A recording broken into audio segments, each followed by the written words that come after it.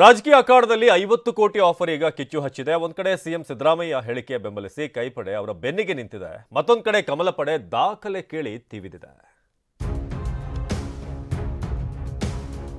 50 ಜನ ಎಂಎಲ್ಎಗಳಿಗೆ 50 ಕೋಟಿ ಕೊಡ್ತೀವಿ. ಅದಕ್ಕೆಲ್ಲ ನಮ್ಮ ಎಂಎಲ್ಎಗಳ ಹತ್ರ ಮಾತಾಡಿದ್ದಾರೆ.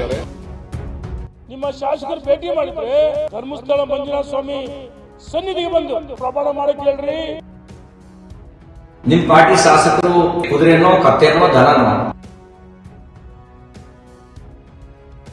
ರಾಜಕೀಯ ಅಖಾಡದಲ್ಲಿ 50 ಕೋಟಿ ಆಫರ್ ಕಿಚ್ಚು. ಸಿಎಂ ಬೆನ್ನಿಗೆ ನಿಂತ ಕೈಪಡೆ ದಾಖಲೆ ಕೇಳಿ ತಿವಿದ ಕಮಲ ಪಡೆ. ಎಸ್, ಮೈಸೂರಿನ ಟಿ ನರಸೀಪುರದಲ್ಲಿ ಅಬ್ಬರದ ಭಾಷಣ ಮಾಡಿದ್ದ ಸಿಎಂ 50 ಕೋಟಿ ಬಾಂಬ್ ಸಿಡಿಸಿದ್ರು. ಸರ್ಕಾರ ಕೆಡವಲು ಬಿಜೆಪಿಯವರು 50 ಶಾಸಕರಿಗೆ ತಲಾ 50 ಕೋಟಿ ರೂಪಾಯಿ ಆಫರ್ ಮಾಡಿದ್ರು ಅಂತ ಗಂಭೀರ ಆರೋಪ ಮಾಡಿದ್ರು. ಇದೇ ಮಾತೀಗ ಬಿರುಗಾಳಿ ಎಬ್ಬಿಸಿದೆ.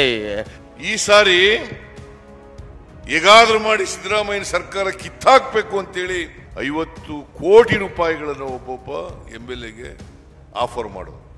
50 ಕೋಟಿ, 50 ಜನ ಎಂಎಲ್ಎಗಳಿಗೆ 50 ಕೋಟಿ ಕೊಡ್ತೀವಿ ಅಂತ. ಕಾಂಗ್ರೆಸ್ ಶಾಸಕರ ಮೇಲೆ ವಿಶ್ವಾಸವನ್ನ ಕಳ್ಕೊಳ್ತಾ ಇದ್ದಾರೆ ಅಂತ ಅನ್ಸುತ್ತೆ. ಯಾರ್ಯಾರು 50 ಜನ ಹರಾಜಾಗುವಂತ ಕಾಂಗ್ರೆಸ್ಸಿನ ಎಂಎಲ್ಎ ಅವರೇ ಹೇಳ್ಬೇಕು, ನಮ್ಗೆ ಗೊತ್ತಿಲ್ಲ. ಮುಖ್ಯಮಂತ್ರಿನೇ ಹೇಳಬೇಕು ಹರಾಜಿಗೆ ಆಗುವಂತ ಕಾಂಗ್ರೆಸ್ಸಿನ ಶಾಸಕರು ಯಾರ್ಯಾರು 50 ಜನ, ಅವ್ರ ಪಟ್ಟಿನ ಬಿಡುಗಡೆ ಮಾಡಿ. ಇನ್ನು ಸಿಎಂ ಮಾತಿಗೆ ಕೆರಳಿರೋ ಬಿವೈ ವಿಜಯೇಂದ್ರ ಹಗರಣಗಳನ್ನ ಮುಚ್ಚಿಕೊಳ್ಳಲು ಹೆಣೆದಿರೋ ಹತಾಶೆಯ ಸುಳ್ಳಿನ ಕಂತೆ ಅಂತ ಟ್ವೀಟ್ನಲ್ಲಿ ತಿವಿದಿದ್ದಾರೆ. ಹಾಗೆಯೇ ಈ ಬಗ್ಗೆ ಇಡಿ ತನಿಖೆಯಾಗ್ಲಿ ಅಂತ ಆಗ್ರಹಿಸಿದ್ದಾರೆ. ಈ ಟ್ವೀಟ್ಗೆ ತಿರುಗೇಟು ಕೊಟ್ಟಿರೋ ಸಿಎಂ ಮೊನ್ನೆ ಬಂದವರಿಗೆ ನಾನು ಉತ್ತರ ಕೊಡಲ್ಲ ಅಂತ ಲೇವಡಿ ಮಾಡಿದ್ದಾರೆ. ಆಪರೇಷನ್ ಕಮಲದ ಬಗ್ಗೆ ವಿಜಯೇಂದ್ರ ಅವರು ತಾವು ತನಿಖೆ ಮಾಡಿ ಹೇಳಬೇಕು, ಜವಾಬ್ದಾರಿ ಕೊಡಲ್ಲಪ್ಪ. ವಿಜಯೇಂದ್ರ ಮೊನ್ನೆ ಬಂದಿರೋರು ಪಾಪ, ಅವ್ರ ಬಗ್ಗೆ ಯಾಕೆ ಕೇಳ್ತೀರಿ ನಮಗೆ? ಇನ್ನು ಸಿಎಂ ಆರೋಪಕ್ಕೆ ಡಿಕೆ ಶಿವಕುಮಾರ್ ಸೇರಿ ಸಚಿವರು ಧ್ವನಿಗೂಡಿಸಿದ್ದಾರೆ.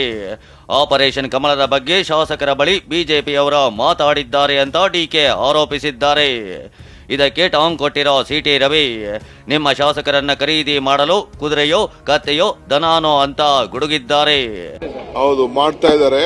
ಅದಕ್ಕೆಲ್ಲ ನಮ್ಮ ಎಂಎಲ್ಎಗಳ ಹತ್ರ ಮಾತಾಡಿದ್ದಾರೆ. ಕೆಲವು ಎಂಎಲ್ಎಗಳೆಲ್ಲ ಬಂದು ಮುಖ್ಯಮಂತ್ರಿಗಳು ತಿಳಿಸಿದ್ದಾರೆ. ಅದನ್ನ ಅವರು ತಮ್ಮ ತಿಳಿಸಿದ್ದಾರೆ. ನಿಮ್ಮ ಪಾರ್ಟಿ ಶಾಸಕರು ಅಷ್ಟೊಂದು ದುರ್ಬಲರಲ್ಲ. ನಿಮ್ಮ ಪಾರ್ಟಿ ಶಾಸಕರು ಈ ಖರೀದಿ ಮಾಡಲಿಕ್ಕೆ ಕುದುರೆನೋ ಕತ್ತೆನೋ ದನನೋ, ಕುದುರೆ ಕತ್ತ ದನವನ್ನು ಖರೀದಿ ಮಾಡಬಹುದು. ಇನ್ನು ಡಾಕ್ಟರ್ ಜಿ ಪರಮೇಶ್ವರ್ ಸಹ ಸಿಎಂ ಮಾತಿಗೆ ದನಿಗೂಡಿಸಿದ್ದಾರೆ. ಸರ್ಕಾರ ಅಸ್ಥಿರಗೊಳಿಸೋ ಯತ್ನ ನಡೆಯುತ್ತಿದೆ ಎಂದಿದ್ದಾರೆ. ಇದಕ್ಕೆ ಪಂಚ್ ಕೊಟ್ಟಿರೋ ಅಶ್ವಥ್ ನಾರಾಯಣ್ ನಿಮ್ಮವರಿಂದಲೇ ಪ್ಲಾನ್ ನಡೆಯುತ್ತಿದೆ ಅಂತ ಕುಟುಕಿದ್ದಾರೆ. ಭಾರತೀಯ ಜನತಾ ಪಾರ್ಟಿಯವರು ಮತ್ತು ಜನತಾ ದಳದವರು ಈ ಸರ್ಕಾರವನ್ನು ಅಸ್ಥಿರ ಮಾಡಬೇಕು ಅಂತ ಎಲ್ಲ ಪ್ರಯತ್ನವನ್ನು ಸತತವಾಗಿ ಮಾಡ್ತಾ ಇದ್ದಾರೆ. ನಿಮ್ಮ ಸ್ಥಾನವನ್ನ ಪಡಿಲಿಕ್ಕೆ ಪೈಪೋಟಿ ಇದೆ. ಹಾಗಾಗಿ ಹೊರಗಿನಿಂದ ತೊಂದರೆ ಇಲ್ಲ ನಿಮಗೆ ಸಿದ್ದರಾಮಯ್ಯನವರೇ. ನಿಮ್ಮ ಪಕ್ಷದ ಒಳಗೇನೆ ನಿಮ್ಮನ್ನ ಬದಲಾವಣೆ ಮಾಡಬೇಕು ಅಂತ ನಡೆದಿರುವಂಥದ್ದಿದೆ. ಒಟ್ನಲ್ಲಿ ಸಿಎಂ ಸಿದ್ದರಾಮಯ್ಯ ಹೊತ್ತಿಸಿದ ಕಿಡಿ ದಗದಗ ಅಂತಿದೆ. ಬಿಜೆಪಿ ನಾಯಕರು ಆರೋಪಕ್ಕೆ ಸಾಕ್ಷಿ ಕೇಳ್ತಿದ್ರೆ ರಾಜ್ಯ ಸರ್ಕಾರ ತನ್ನ ಆರೋಪಕ್ಕೆ ಬದ್ಧವಾಗಿ ನಿಂತಿದೆ.